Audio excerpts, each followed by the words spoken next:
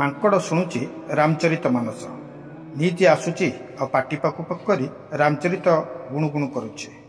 କଥାରେ ଅଛି, ଯେଉଁଠି ବି ରାମଙ୍କ କଥା ଉଠେ ସେଠି ପ୍ରଭୁ ହନୁମାନ ପ୍ରଥମେ ବିରାଜମାନ କରିଥାନ୍ତି। ଏମିତି ଏକ ଆଧ୍ୟାତ୍ମିକ ତଥା ରୋଚକ ଦୃଶ୍ୟ ଦେଖିବାକୁ ମିଳିଛି କଟକ ସହରରେ। 10 ଦିନ ହେବ ରାମଚରିତ ମାନସ ଶୁଣିବାକୁ ଗୋଟିଏ ନିର୍ଦ୍ଦିଷ୍ଟ ମାଙ୍କଡ଼ ଆସୁଛି। ପାଟି ପାକୁ ପାକୁ କରି ରାମଚରିତ ଗୁଣୁଗୁଣୁ କରୁଛି, ଯାହାକୁ ଦେଖିବାକୁ ଲୋକଙ୍କ ଭିଡ଼ ମଧ୍ୟ ଜମୁଛି। ଟିକିଏ ଭଲ କରି ଦେଖନ୍ତୁ ଏ ଦୃଶ୍ୟକୁ। ଏ ଦୃଶ୍ୟ ହେଉଛି କଟକ ଚୌଧୁରୀ ବଜାର ସ୍ଥିତ ମାରୁତି ମଣ୍ଡପର। ଗତ 10 ଦିନ ହେବ ପ୍ରଭୁ ଶ୍ରୀରାମ, ସୀତା ଓ ହନୁମାନଙ୍କ ମୂର୍ତ୍ତି ରଖି ରାମଚରିତ ମାନସ କରିବା ସହିତ ରାମାୟଣ ମଧ୍ୟ ହେଉଛି ଏଠାରେ। ସବୁଠାରୁ ବଡ଼ ଆଶ୍ଚର୍ଯ୍ୟ କଥା ହେଉଛି, 10 ଦିନ ହେବ ନିର୍ଦ୍ଦିଷ୍ଟ ଗୋଟିଏ ମାଙ୍କଡ଼ ଆସି ସେଠାରେ ବସି ରାମାୟଣ ଶୁଣୁଛି। ଦୁଇ ହାତକୁ ଯୋଡ଼ି ପ୍ରଭୁ ଶ୍ରୀରାମଙ୍କୁ ଅନେଇ ରହୁଛି, ଯାହାକୁ ଦେଖିବାକୁ ଲୋକଙ୍କ ଭିଡ଼ ମଧ୍ୟ ଜମୁଛି। ଅନ୍ୟପଟେ ଏ ମାଙ୍କଡ଼ ନୁହେଁ, ସ୍ୱୟଂ ପ୍ରଭୁ ହନୁମାନ ଆସି ପ୍ରଭୁଙ୍କର ଏହି ପୂଜାରେ ନିଜକୁ ସାମିଲ କରୁଛନ୍ତି।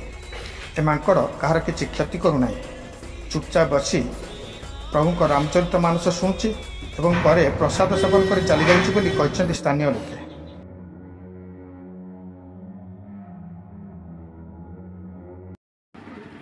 ଆସିଲେ ଯେମିତି ଦୁଇ ଭାଇ କଥାବାର୍ତ୍ତା ହୁଅନ୍ତି, ତାଙ୍କୁ ସବୁ କୁଣ୍ଡେଇଲେ, କୁଣ୍ଡେଇକି ତାଙ୍କୁ କ'ଣ କହିଲେ, କହିକି